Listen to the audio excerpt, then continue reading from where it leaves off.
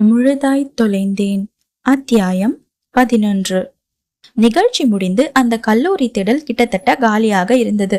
Reagan ஏற்கனவே கிளம்பி சென்றிருக்க, அனன்யா தனது பொருட்களை எடுத்து வருவதற்காக முதல் தளத்தில் இருக்கும் வகுப்பறைக்கு சென்றிருந்தாள். அவளை காணவில்லை என்று தேடி வந்த அகிலன், அனன்யா அந்த கட்டிடத்தின் படிக்கட்டு வழியாக கீழிறங்கி வருவதை கண்டான்.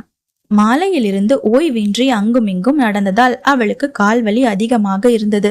வீட்டிற்குள் செல்லும் வரை கொஞ்சம் வலியை பொறுத்து கொள்ள வேண்டும் என்று எண்ணியபடி மெதுவாக இறங்கியவள் திடீரென கணுக்காலில் ஏற்பட்ட சுருக்கென்ற வலியால் முணங்கியபடியே அப்படியே படிக்கட்டில் அமர்ந்து விட்டாள். சத்தம் கேட்டு அங்கே விரைந்த அகிலன் வலியில் சுருங்கி இருந்த அவளது முகத்தை கண்டு, "என்னாச்சனு, மறுபடியும் கால் ரொம்ப வலிக்குதா?" என்று வினவ, "ஆமாம்" என்று தலையசைத்தாள்.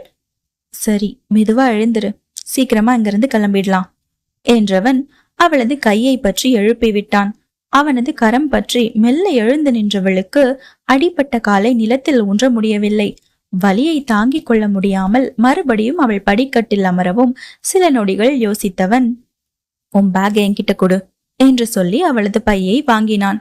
பையை தனது தோளில் மாட்டியவன் அனன்யாவின் கரம் பற்றி எழுப்பிவிட்டு இம்முறை அவளிடம் சம்மதம் எதுவும் கேட்காமலேயே அவளை தனது கைகளில் ஏந்தி கொண்டான். "கொஞ்சம் வலிய பொறுத்துக்கோணும், சீக்கிரமா வீட்டுக்கு போயிடலாம்" என்று அவளது விழி நோக்கி அவன் பேசவும், "ஓகே அகில்" என்று பதிலளித்தாள் அவள். அவளை ஏந்தி கொண்டு வாகன நிறுத்துமிடத்திற்கு அவன் சென்ற பொழுதுதான் பிரவீனும் மற்ற இருவரும் ஆச்சரியம் விலகாமல் அவர்களை பார்த்தனர். அதிர்ச்சி விலகாத ராகவோ, "அண்ணா, காலையில நான் நடக்கும்னு சொன்ன காட்சி இப்ப நிஜமாவே நடந்துருச்சு பாருங்க" என்று சொல்லவும், "உனக்கு கருநாக்கடா ராகவ்" என்றான் பிரவீன். சரவணனோ, "நம்ம ஷெஃபா இது, என்னால நம்பவே முடியல" என்று விழி விரித்து அதிர்ச்சி கலந்த குரலில் பேச, "அவர் என்னமோ பாம்பேக்கு போய் சர்ஜரி பண்ணிட்டு திடீர்னு பொண்ணா மாறி வந்த மாதிரி இல்ல, நம்பவே முடியலன்னு சொல்ற. நல்லா பாருடா, அது நம்ம ஷெஃப் தான்" என்றான் ராகவ். அதை கேட்டு திரும்பி அவனை முறைத்த சரவணன், "உனக்கு கொஞ்ச நாளா வாயில வாஸ்து சரியில்லை ராகவ், இனிமே பேசும்போது ஜாக்கிரதையா பேசு" என்று கூறிவிட்டு அங்கிருந்து சென்று வேனில் ஏறி அமர்ந்து கொண்டான். "அண்ணா, ஏன் இப்படி கல்லு மாதிரி நிக்கிறீங்க? காலையில எடுத்த மாதிரி இந்த கண்கொள்ளா காட்சியையும் ஒரு போட்டோ எடுங்க" என்று ராகவ் சொல்ல, அவன் அனன்யாவையும் அவளை ஏந்தி வந்த அகிலனையும் சேர்த்து அழகாக தனது அலைபேசியில் புகைப்படம் எடுத்துக்கொண்டான். ஒரு சில நிமிடங்கள் கழித்து அவர்களிடம் வந்த அகிலன் அனன்யாவை கீழே இறக்கிவிடவும், "என்னாச்சுன்னா, அனன்யாவுக்கு மறுபடியும் கால் வலியா?" என்று கேட்க, "ஆமா பிரவீன், நேரம் ஆக ஆக அவளுக்கு வலி ஜாஸ்தி ஆகுது" என்றான். பின்னர் அனைத்து வேலைகளும் முடிந்ததா என்று அவனிடம் விசாரித்தவன் கிரீன் ஒயாசிஸ் பணியாளர்கள் அனைவரையும் அவரவர் இல்லத்தில் பத்திரமாக இறக்கி விடும்படி கூறினான்.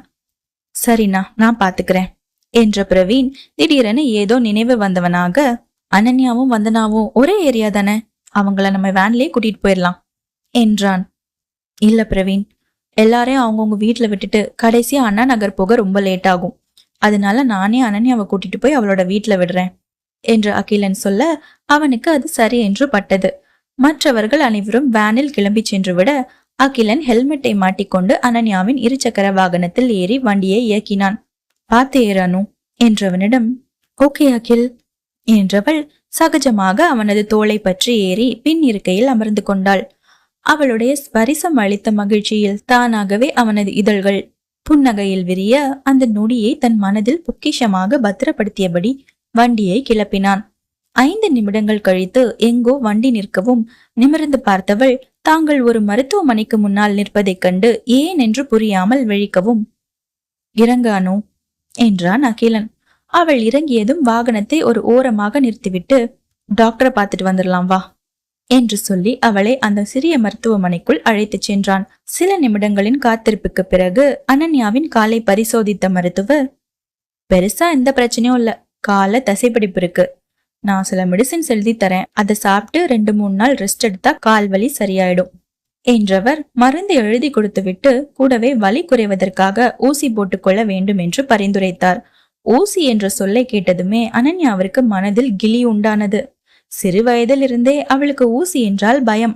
அந்த வார்த்தையை கேட்ட உடனேயே ஏதோ நிஜமாகவே ஊசி குத்தியது போன்று அவளுக்கு பிரம்மை ஏற்பட, "ஐயோ டாக்டர், எனக்கு மாத்திரை மட்டும் கொடுங்க, ஊசி எல்லாம் வேண்டாம் ப்ளீஸ்" என்றாள். சிறு குழந்தையை போல பாவமாக முகத்தை வைத்துக்கொண்டு மருத்துவரிடம் அவள் கெஞ்சுவதை பார்த்த அகிலனுக்கு சிரிப்பாக வந்தது.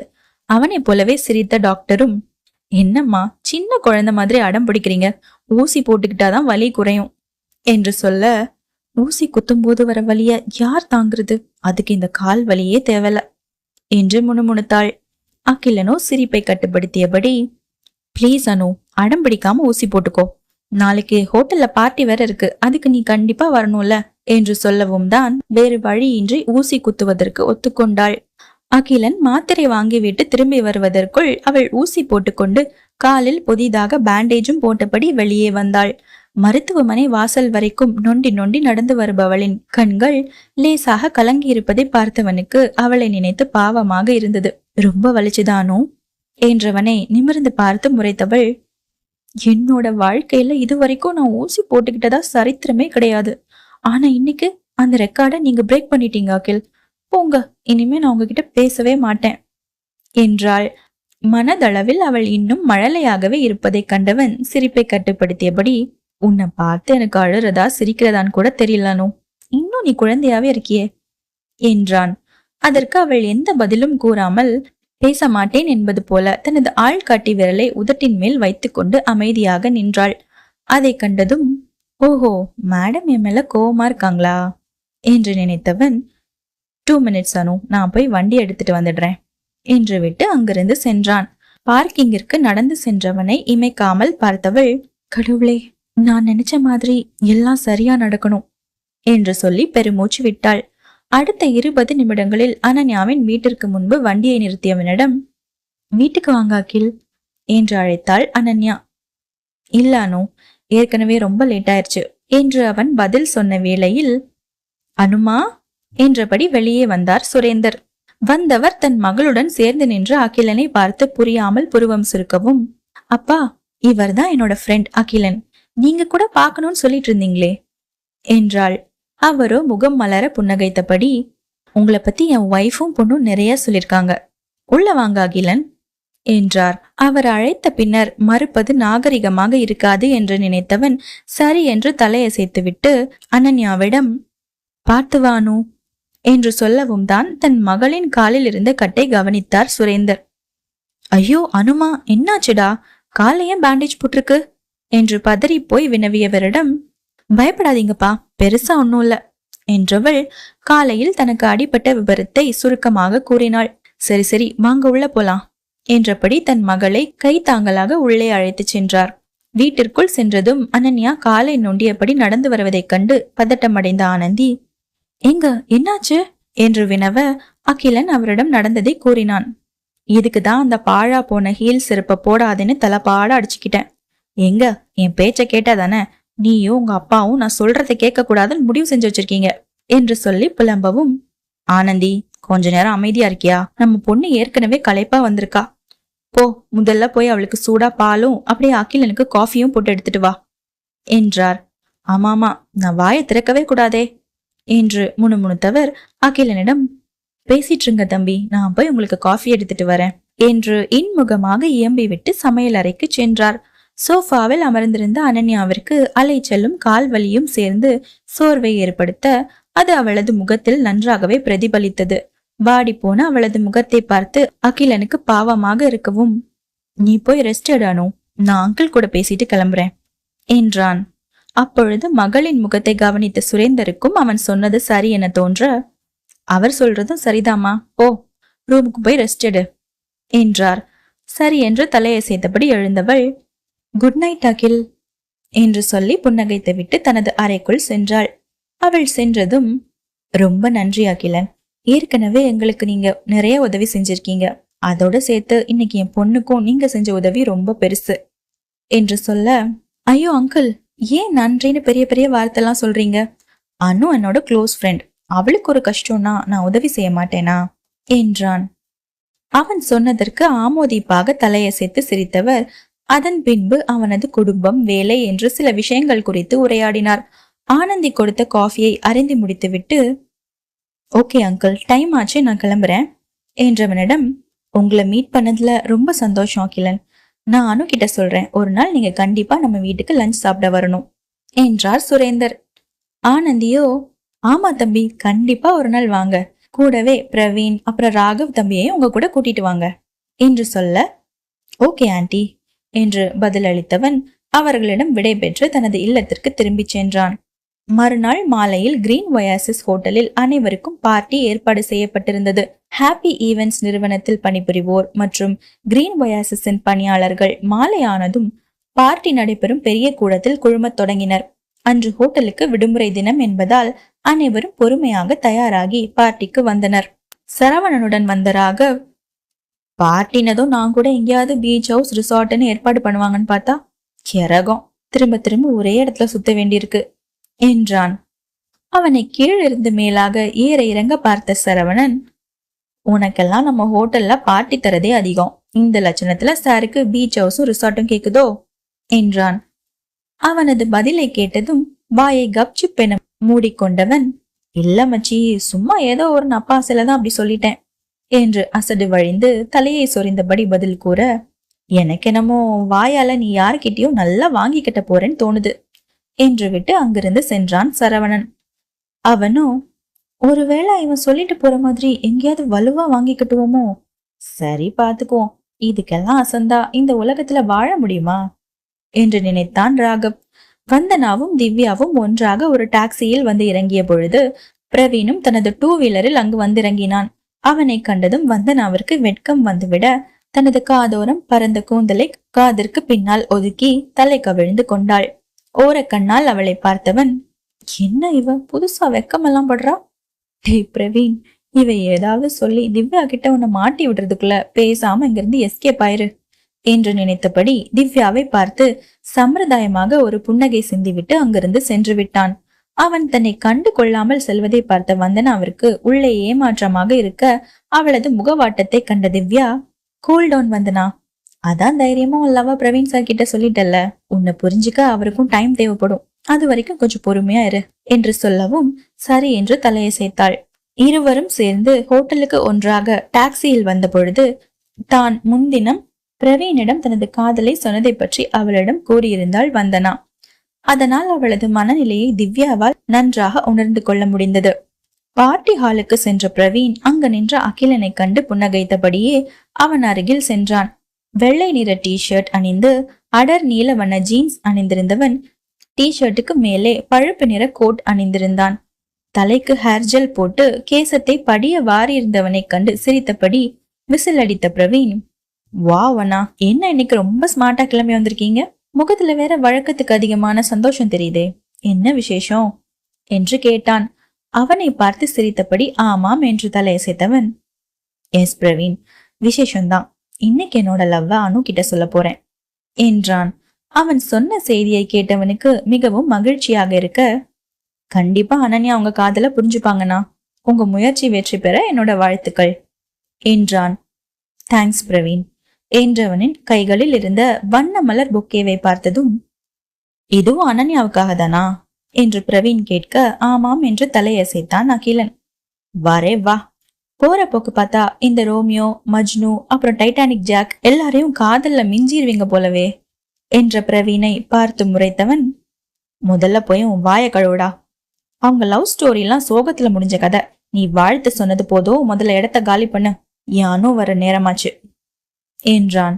அதை கேட்டதும், என்னது சோக கதையா, ஓ இதுல இப்படி ஒரு விஷயம் இருக்குதோ என்று நினைத்தவன், சாரினா, யூ கேரி ஆன் என்றபடி அங்கிருந்து சென்று விட்டான். அனன்யா இன்னும் அங்கு வராததை கண்டு பார்ட்டி ஹாலின் வாயிலேயே அவன் பார்த்து கொண்டிருந்த வேளையில் அங்கு வந்தாள் ஸ்வேதா. கையில் மலர் பொக்கேயுடன் நின்றிருந்த அகிலனை கண்டதும் வழக்கம் போல பற்கள் பிரகாசிக்க சிரித்தவள், ஹாய் அகிலன் சார் என்றபடி அவனை நோக்கி சென்றாள். ஹலோ ஸ்வேதா, வெல்கம் என்று சொல்லி புன்னகையுடன் தன்னை வரவேற்றவனை மேலும் கீழும் பார்த்தவள், இன்னைக்கு ரொம்ப ஹேண்ட்ஸமா இருக்கீங்க சார் என்று கூறி வழிந்தாள். அகிலனுக்கு அவளது பேச்சு சற்று அசௌகரியமாக இருக்க, தேங்க்ஸ் ஸ்வேதா, பார்ட்டி இன்னும் கொஞ்ச நேரத்துல ஆரம்பிச்சிரும், எல்லாரும் உள்ளதான் இருக்காங்க, நீங்களும் போய் அவங்க கூட ஜாயின் பண்ணிக்கோங்க என்றான். அவளோ அவன் சொன்னதை காதில் வாங்காதது போன்று, பொக்கே எனக்கா சார் என்று அவனது கரத்தை பார்த்தபடியே கேட்க, இல்ல, இது வேற ஒரு முக்கியமான ஆளுக்கு என்றவன் அவளை எப்படி இங்கிருந்து அப்புறப்படுத்துவது என்று நினைத்த வேளையில் தன்னை கடந்து சென்ற ராகவை அழைத்து அவனது காதில் ஏதோ சொன்னான். ஓகே ஷெஃப், நான் பாத்துக்கிறேன் என்ற ராகவ் ஸ்வேதாவிடம் திரும்பி, ஹலோ ஸ்வேதா மேடம், உங்களுக்கு ரசகுல்லானா ரொம்ப பிடிக்கும்னு கேள்விப்பட்டேன். இந்த பார்ட்டியோட ஸ்பெஷல் ஐட்டமே அதுதான். உள்ள வாங்களேன், போய் சாப்பிட்டு பார்க்கலாம் என்றான். ஸ்வேதாவோ, என்னது ரசகுல்லாவா? எனக்கா? சேச்சே, எனக்கு ஸ்வீட்டே பிடிக்காது. மோரோவர் நான் இப்போ டயட்ல இருக்கேன், அதனால இதெல்லாம் நான் சாப்பிட மாட்டேன் என்று பதிலளிக்க, ஆமா, இவ டயட்ல இருந்து சைஸ் 0க்கு வந்து மிஸ் இந்தியா போட்டியில கலந்துகிட்டு பட்டம் வாங்க போறா, சரியான இம்சை என்று முணுமுணுத்தவன், அதெல்லாம் ஒரு நாள் சாப்பிட்றதால ஒன்னும் வெயிட் ஏறிடாது, வாங்க மேடம் என்றபடி அவளது கரத்தை பற்றி இழுத்துக்கொண்டு உள்ளே சென்று விட்டான். அவர்கள் சென்றதும் பெருமூச்சு விட்ட அகிலன் தனது அலைபேசியை எடுத்து அனன்யாவிற்கு அழைக்கலாம் என்று எண்ணிய பொழுது அங்கு வந்து சேர்ந்தாள் அவனது மனம் கவர்ந்தவள். பிஸ்தா பச்சை வண்ண நெட் சல்வார் அணிந்திருந்தவள் கூந்தலை விரித்து காற்றில் பறக்க விட்டிருந்தாள். காதில் பெரிய தோடு, கழுத்தில் மெல்லிய தங்க சங்கிலி அணிந்து அளவான ஒப்பனையுடன் தயாராகி வந்தவளை இமைக்காமல் பார்த்து நின்றான் அகிலன். லேசாக காலை நொண்டியபடி நடந்து தன் அருகே வந்தவளிடம், யூ லுக் சோ கார்ஜியஸ் அனு என்றான். அவளும் புன்னகையுடனே தேங்க்ஸ் அகில் என்று பதிலளிக்கவும் தன் கையில் இருந்த மலர் புக்கேவை அவளிடம் கொடுத்து வெல்கம் என்று சொல்லி அவளை வரவேற்றான். அதை சிறு யோசனையுடன் வாங்கி கொண்டவள், என்ன அகில், வரவேற்பெல்லாம் பலமா இருக்கு என்று கேட்க, எனக்கு ஸ்பெஷலான ஆளை ஸ்பெஷலா வரவேற்கிறதுல தப்பொன்னும் இல்லையே என்றான் அவன். ஓகே ஓகே, வந்ததும் வராததுமா என்ன ஒரேடியா கவனிச்சா எப்படி? பார்ட்டி முடிகிற வரைக்கும் கொஞ்சம் மிச்சம் வச்சுக்கோங்க என்றவளை பார்த்து சிரித்தவன், ஓகே அனு, நீ சொன்ன மாதிரியே பண்ணிடுறேன். ஆனா முதல்ல உன் கால் வலி எப்படி இருக்குன்னு சொல்லு என்றான். எப்ப கொஞ்சம் பரவாயில்ல அகில், நேத்து நீங்க சொன்னதை கேட்டு ஊசி போட்டுக்கிட்டதாலதான் இன்னைக்கு என்னால பார்ட்டிக்கு வர முடிஞ்சது என்றாள் அனன்யா. பின்பு இருவரும் சேர்ந்து உள்ளே சென்றனர். அடுத்த அரை மணி நேரத்தில் அனைவரும் அந்த பார்ட்டி ஹாலில் குழுமி இருக்க பார்ட்டி களை கட்ட தொடங்கியது. மது அருந்துவோருக்காக தனியாக அந்த ஹாலை ஒட்டியிருந்த மற்றொரு அறையில் ஏற்பாடுகள் செய்யப்பட்டிருந்தன. மற்றபடி பார்ட்டி கூடத்தில் பஃபே முறையில் உணவு ஏற்பாடு செய்யப்பட்டு மற்றொரு பக்கம் டிஜேவும் ஏற்பாடு செய்யப்பட்டிருந்தது. டிஜே போட்ட பாடல்களுக்கு சிலர் உற்சாகமாக நடனமாடினர். ராகவ், சரவணன் மற்றும் பார்த்திபன் ஆடிக்கொண்டிருக்க பிரவீன் சற்று தொலைவில் நின்றபடி, என்னடா டான்ஸ் ஆடுறீங்க? டான்ஸ்னா நல்லினமா இருக்கணும் தெரியுமா என்று அவர்களை கிண்டல் அடிக்க, அப்போ சரி, நீங்க வந்து எப்படி ஆடுறதுன்னு எங்களுக்கு சொல்லி கொடுங்க என்றான் ராகவ். நான் ஆடி இருப்பேன், ஆனா இன்னைக்குன்னு பார்த்து எனக்கு ரொம்ப கால் வலியா இருக்கு, அதான் வீணா டான்ஸ் ஆடி காலை இன்னும் டேமேஜ் பண்ணிக்க வேண்டாமேன்னு பாக்குறேன் என்று பிரவீன் பதிலளிக்கவும், இங்க பாருடா மச்சான், ஆட தெரியாத சிலுக்கு கால சுளுக்குன்னு சொல்லிச்சான் என்று சொல்லி அவனை கலாய்த்தான் ராகவ். அதை கேட்டதும், அடே ராகவ், நான் மட்டும் அங்க வந்து ஒரு விட்டேன்னு வையே, நல்லா ஆடிட்டு இருக்கிற உன் காலு டப்பா டான்ஸ் ஆடிரும், பரவாயில்லையா என்று சொல்லவும் ராகவ் அமைதியின் சொரூபமாகிவிட்டான். அவர்களை கண்டு சிரித்தபடியே நின்று பழச்சாறு அருந்தி கொண்டிருந்தவன் தன்னை நோக்கி வந்த வந்தனாவை கண்டதும், ஆஹா, ஹவுரா எக்ஸ்பிரஸ் தடம் மாறி ஏன் இந்த பக்கம் வருதுன்னு தெரியலையே, பேசாம எஸ்கேப் ஆயிட வேண்டியதுதான் என்று நினைத்தபடி அங்கிருந்து நைஸாக நழுவ முயன்றான். அவன் செல்வதை கண்டதும், பிரவீன் சார், ஒரு நிமிஷம் என்றபடி ஓடி வந்து அவன் முன்னால் நின்றாள் வந்தனா. அவளை நிமிர்ந்து பார்த்தவன், சொல்லு வந்தனா, என்ன விஷயம் என்று கேட்க, இல்ல நேத்து நான் சொன்ன விஷயத்த பத்தி ஏதாவது யோசிச்சு பாத்தீங்களா என்று வெட்கத்துடன் தலை கவிழ்ந்தபடியே கேட்டாள். பெருமூச்சொன்றை வெளியிட்டவன், இதோ பாரு வந்தனா, உன்னோட உணர்வுகளை என்னால புரிஞ்சுக்க முடியுது, ஆனா எனக்குன்னு சில கடமைகள் இருக்கு, அதையெல்லாம் முடிச்சுட்டு தான் நான் என்னோட எதிர்கால வாழ்க்கையை பத்தி சிந்திக்கவே முடியும். அந்த கடமையெல்லாம் எப்போ செஞ்சு முடிப்பேன்னு எனக்கு தெரியல. அப்படி இருக்கிறப்போ உனக்கு நான் என்ன பதில் சொல்லணும்னு நீ எதிர்பார்க்கிற என்றான். நானும் நேத்து சொன்னதான் இன்னைக்கும் சொல்றேன் பிரவீன், உங்க கடமை முடிகிற வரைக்கும் உங்களுக்காக காத்திருக்க நான் தயாரா இருக்கேன். ஆனா இப்போதைக்கு உங்களுக்கு என்ன பிடிச்சிருக்கா இல்லையான்னு ஒரு வார்த்தை மட்டும் சொல்லுங்க, எனக்கு அது போதும், நான் வேற எதுவும் எதிர்பார்க்கல என்று முகத்தில் உணர்ச்சியை கூட்டி அவனது முகம் நோக்கி கேட்டாள் அவள். ஐயோ, காண்ட் யூ அண்டர்ஸ்டாண்ட் வந்தனா, நான் முதல்ல சொன்னதுதான் என்னோட பதில். பழைய குருடி கதவை திரடிங்கிற மாதிரி தயவு செஞ்சு என்கிட்ட அதையே திரும்ப திரும்ப கேட்காத என்று கூறிவிட்டு அங்கிருந்து செல்ல முற்பட்டான். தன் கரத்தை அவன் முன்பாக நீட்டி பிரவீனை தடுத்து நிறுத்தியவள், அப்போ நான் கேக்குறதுக்கு நேரடியா பதில் சொல்ல மாட்டீங்க, அப்படித்தானே என்று அவனது விழி நோக்கி கேட்கவும், ஆமா என்று எங்கோ பார்த்தபடி பதிலளித்தான் அவன். அதை கண்டதும் தனது கைகளை மார்பிற்கு குறுக்காக கட்டி கொண்டவள், இதுதான் உங்க முடிவுங்கிற போது அடுத்து என்ன செய்யணும்னு எனக்கு தெரியும் என்று கூறவும், குழப்பத்துடன் அவளது முகத்தை பார்த்தவன், என்ன என்ன செய்ய போற என்று மனதில் கிளியுடனே அவளிடம் வினவினான். தனது விரல் நகங்களில் பார்வை பதித்தபடி, வேற ஒன்னும் இல்ல, நீங்க அனன்யா வீட்டுல எடுப்படியா வேலை செஞ்ச விஷயத்த நம்ம ஹோட்டல்ல வேலை செய்யற எல்லாருக்கும் பரப்பி விட்டுருவேன். அதுக்கப்புறம் உங்க மானம் கப்பல் ஏறி கன்னியாகுமரி போறத யாராலையும் தடுக்க முடியாது என்று சொல்லி விஷமமாக சிரித்தாள். பிரவீனும் அவள் சொன்னதை கேட்டு அதிர்ந்தபடி, இவளுக்கு எப்படி இந்த விஷயம் தெரியும்? சொல்றதையும் சொல்லிட்டு நம்பியார் மாதிரி வேற சிரிக்கிறாளே. உஷாராகடா பிரவீன், இவகிட்ட சிக்கிடாத என்று நினைத்தான். அவளோ, என்ன இவளுக்கு எப்படி நம்ம போட்ட டிராமா தெரியும் தானே யோசிக்கிறீங்க என்று கேட்கவும், சட்டென ஆமாம் என்று தலையசைத்தவன், ஐயோ சொதப்பிட்டோமே என்று நினைத்தபடி மறுநொடியே இல்லை என்று மறுப்பாக தலையசைத்தான். வேற ஒண்ணும் இல்ல பிரவீன் சார், அன்னைக்கு எங்க வீட்டு மொட்டை மாடியில இருந்து உங்ககிட்ட பேசின மாதிரியே ஒரு நாள் நான் அனன்யாவோட அம்மா கிட்டயும் சும்மா பேச்சு கொடுத்தேன். பிரவீன் அப்படின்னு உங்க பேரை சொன்னதுமே ஆனா ஆவனா சொல்ற மாதிரி சும்மா டக்கு டக்குன்னு உங்களை பத்தி அவங்க எல்லாமே புட்டு புட்டு வச்சாங்க. அவங்க சொல்லிதான் நீங்க அவங்க வீட்டுல சாமான் சட்டை தூக்கி வச்சதுல இருந்து மொட்டை மாடியில ஈர துணிய காய போட்டு கொடுத்தது வரைக்கும் எல்லா விஷயத்தையும் தெரிஞ்சுக்கிட்டேன் என்று வந்தனா சொல்லவும், ஐயோ அந்த ஓட்டவாயாண்டி எல்லாத்தையும் இவகிட்ட உளறி வச்சிருச்சே, போச்சு என் மான மரியாதை எல்லாம் மொத்தமா போச்சு என்று நினைத்தான். வந்தனாவோ அவனை மீண்டும் அதே விஷம சிரிப்புடன் பார்த்தபடி ஒற்றை புருவத்தை உயர்த்தி என்னவென்று கேட்க, எங்க பாரு வந்தனா, நீ ஒரு பொண்ணா இருந்துட்டு ஒரு ஆம்பளை பையனை இப்படி வழிமறைச்சு மிரட்டுறதெல்லாம் கொஞ்சம் கூட நல்லா இல்ல சொல்லிட்டேன் என்றான். அவளோ பிரவீனின் முகத்தை நெருங்கி சென்று கிட்டத்தட்ட அவனது மூக்கை உரசியபடி, மிரட்னா மிரட்னா என்ன பண்ணுவ என்று கேட்கவும், சற்று பின்னால் நகர்ந்து விலகி நின்றவன், என்னது டாவா, இதெல்லாம் கொஞ்சம் கூட நல்லா இல்ல வந்தனா என்றான். ஆனா எனக்கு நல்லா இருக்கே என்றவளிடம், இப்போ உனக்கு என்ன தாண்டி வேணும் என்று அவன் பற்களை கடித்தபடி கேட்க, அது அப்படிவா வழிக்கு என்று நினைத்தவள், என்ன உங்களுக்கு பிடிச்சிருக்கா பிடிக்கலையா அதுக்கு மட்டும் பதில் சொல்லுங்க என்றாள். ஒரு சில நொடிகள் மௌனம் காத்தவன் பெருமூச்சை வெளியிட்டு, சரி எனக்கு கொஞ்ச நாள் டைம் கொடு, யோசிச்சு சொல்றேன் என்று பதில் அளிக்கவும், இதுதான் நல்ல பிள்ளைக்கு அழகு, சீக்கிரமா யோசிச்சு நம்ம கல்யாணத்தை எங்க வச்சுக்கலான்னு முடிவு பண்ணி சொல்லுங்க என்றாள்.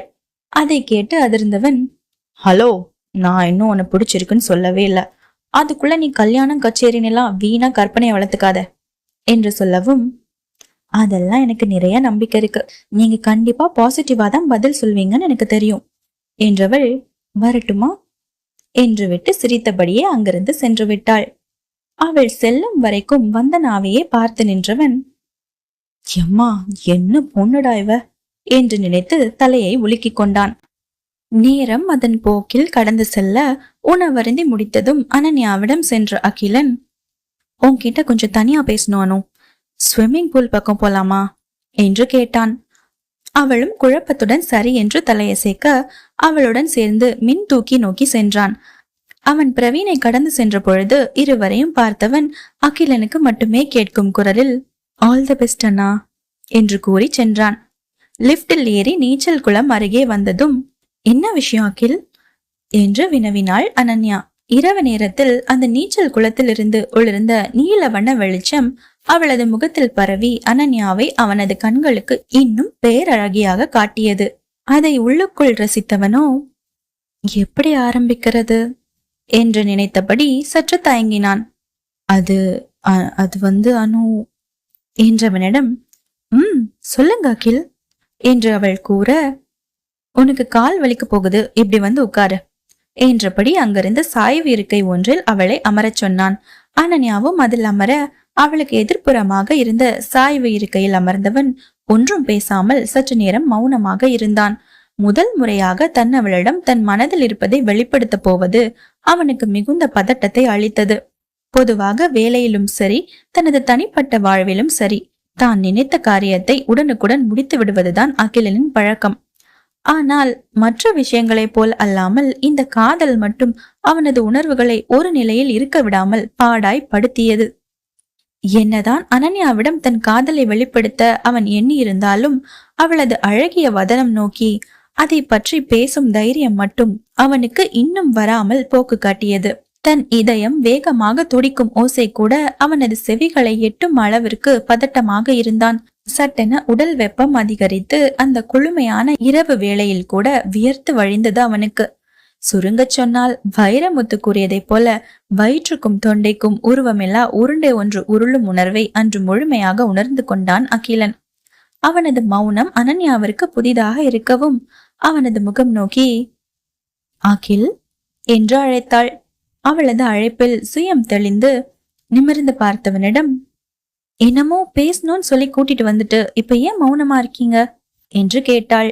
அது என்று இழுத்தவனை பார்த்து புன்னகைத்தவள், கம்மான் அகில், என்கிட்ட என்ன தயக்கம், எதுவா இருந்தாலும் தயங்காம சொல்லுங்க என்றாள். அவள் பேச பேச அகிலனுக்குள் இருந்த பதட்டம் மேலும் அதிகரித்தது. அனன்யாவின் முகத்தை பார்த்து பேசவே அவனால் முடியவில்லை. ஏனோ நாக்கு மேலனத்தில் ஒட்டி கொண்டதை போன்று பேசா மடந்தையாகி போனான் அவன். அதற்குள் அனன்யாவின் பொறுமையும் சற்று குறைந்துதான் போனது. அகில், நானும் கேட்டுட்டே இருக்கேன், ஏன் எதுவும் பேசாம அமைதியா இருக்கீங்க என்று சற்று குரல் உயர்த்தி அவள் கேட்கவும், சாரி அனு, நான் ஏதோ ஒரு நினைப்புல இங்க உன்னை பேச கூட்டிட்டு வந்துட்டேன். ஐ ஆம் ரியலி சாரி என்றவன் சட்டென எழுந்து அவளது முகம் நோக்காமல், நான் பார்ட்டி ஹாலுக்கு போறேன் அனு என்று விட்டு விறுவிறுவென நடந்து அங்கிருந்து சென்று விட்டான். அகிலனின் இந்த புதிரான செயல் அவளுக்கு பெரும் குழப்பத்தை ஏற்படுத்தியது. வேகமாக நடந்து செல்பவனை, அகில் அகில், ஒரு நிமிஷம் நில்லுங்க என்று அவன் அழைத்த பிறகும் எந்த பதிலும் சொல்லாமல் அங்கிருந்து சென்று விட்டான். பார்ட்டி ஹாலுக்கு வந்தவனை எதிர்கொண்ட பிரவீன் சிரித்தபடியே, என்னன்னா எல்லாம் ஓகே தானே, அனன்யா கிட்ட உங்க லவ்வ சொல்லிட்டீங்களா என்று கேட்க பெருமூச்சு விட்டவன், இல்ல பிரவீன், அவ முகத்தை பார்த்து என்னால ஒரு வார்த்தை கூட பேச முடியல. பேச ஆரம்பிக்கிறதுக்குள்ள என் நாக்கு ததிங்கினத்தும் ஆடுது என்றான். அவனது பதிலில் ஏமாற்றம் அடைந்த பிரவீன், அட போங்கண்ணா, இப்படி சொதப்பிட்டு வந்திருக்கீங்களே என்று சலித்து கொண்டான். சிறிது நேரம் கழித்து அகிலனின் அலைபேசிக்கு அனன்யாவிடமிருந்து அழைப்பு வரவும் தயக்கத்துடனே அழைப்பை ஏற்றான். மறுபுறம் பேசியவள், நான் வீட்டுக்கு கிளம்புறேன் அகில் என்று சொல்ல, வெயிட் பண்ணணும், நானே உன்னை வீட்டுல டிராப் பண்றேன் என்றான். இல்ல அகில், நான் என்று அவள் ஏதோ சொல்ல வரவும் கீழே செல்வதற்காக வேகமாக சென்று லிப்டில் ஏறியவன், 2 minutes அனு, நான் வந்துட்டே இருக்கேன் என்றபடி அழைப்பை துண்டித்தான்.